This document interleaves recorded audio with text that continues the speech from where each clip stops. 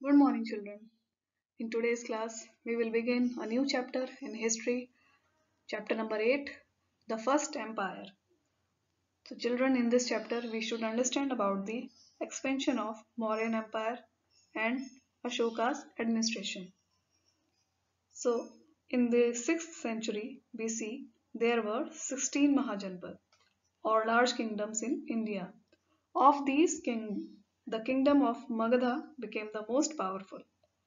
The Mauryan dynasty emerged as an important kingdom ruling Magadha.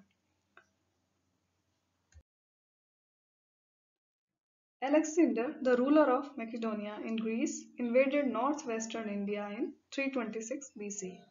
His campaign in northwestern India lasted for about 2 years. On reaching the banks of river Beas, his soldiers refused to go any further. Historians speculate that the enormous strength of the Nanda army of Magadha was the cause of retreat of the Greeks. Now about history of Mauryan Empire.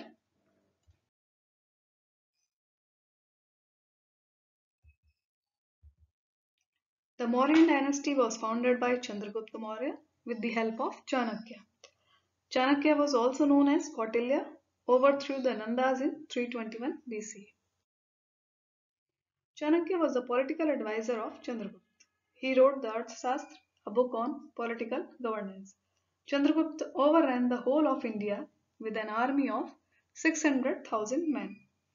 He built a vast empire which included not only Bihar, most parts of Odisha, Bengal, but also western and northwestern India and Deccan. In northwest, Chandragupta Maurya defeated Seleucus Nicator, the Greek governor appointed by Alexander.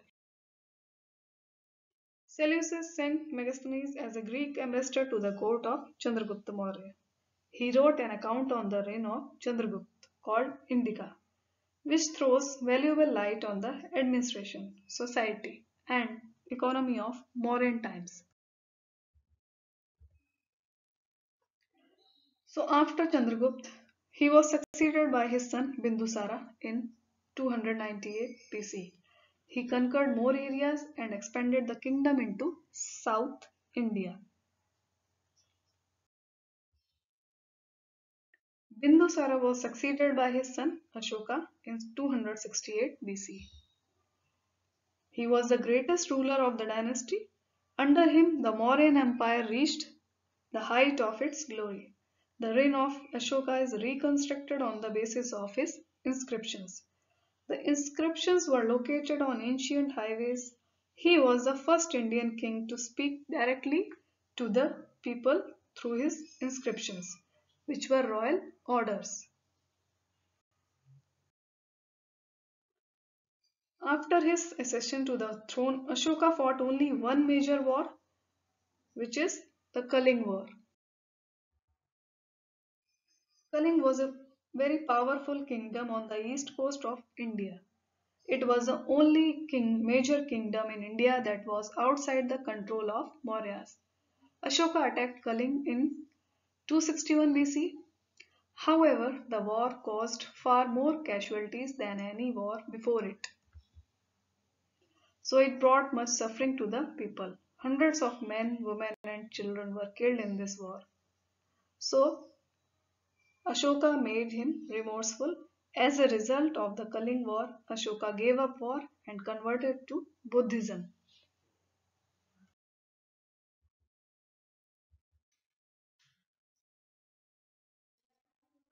About Ashoka Dhamma.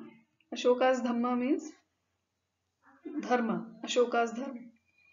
Ashoka was greatly inspired by the Buddhist principles of non-violence and compassion. He expounded the Buddhist philosophy of Dhamma or Dharma. It means the right way or the way of truth. Ashoka acted as a responsible monarch who adjusted his policies in context of Buddha's teaching. Ashoka appointed special officers called Dhamma Mahamatras. They were mainly appointed to propagate the Dhamma among the people. He also sent foreign missions to propagate it overseas too. Ashoka's way of administration appealed to the people of the bordering kingdoms. He took steps for welfare of people and animals.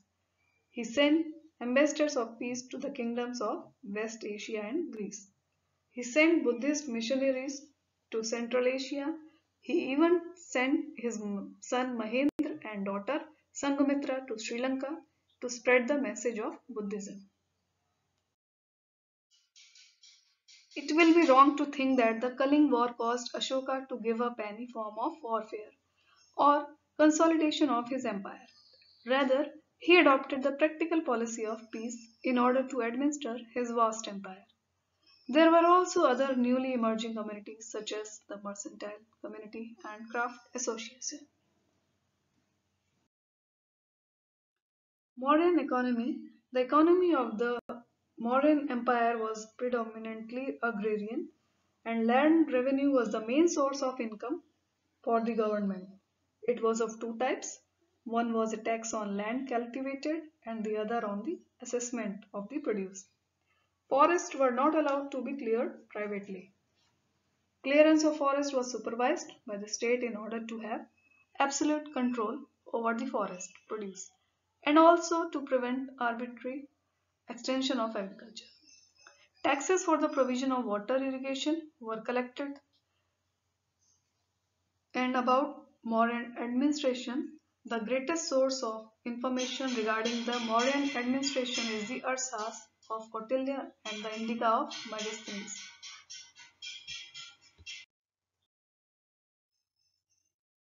The king was the central authority in the Mauryan state. According to Kautilya, the king was to keep the welfare of his people in mind and to treat them like his children. Ashoka declares, "All men are my children." The king ruled with the help of a council of ministers called the Mantri Parishad. Arthashastra refers to a number of high officers. The chief among them were the Mantri, that means chief minister, Purohit means high priest, Yuvraj means heir apparent, and Senapati means commander in chief. And the head of the judiciary was the king himself. But there were special tribunals of justice headed by Mahamatras and Rajukas. The tax collected was used for welfare works like building of roads, wells, maintenance of army, etc. And cities like Taxila, Ujjain, Patliputra and Kaushambi being centers of trade and commerce came under separate administration. The head of the city was Nagarika or the city superintendent. His chief duty was maintenance of law and order. And about the art and architecture of Mauryan Empire comprises the remains of the royal palace and city of Patliputra, the stupas at Sanchi, Saranath and Amravati, the pillars of Ashoka, potteries, coins and paintings. The Ashok pillar at Sarnath is the most popular of the relics left by Ashoka. It has a four-lion capital, four lions standing back to back, which was adopted as the emblem of the modern India Republic. Children, you have seen Ashok pillar, which is the national emblem of the India. The lion symbolizes power, courage, confidence, and pride. About the decline of the Mauryan Empire, why it has declined? Because after the death of Ashoka in 232 BC, there are several reasons behind its disintegration. Ashoka's successors were weak and could not control such a large empire, and they resented the anti-sacrifice policy of Buddhism adopted by Ashoka. So this is all about this chapter, children.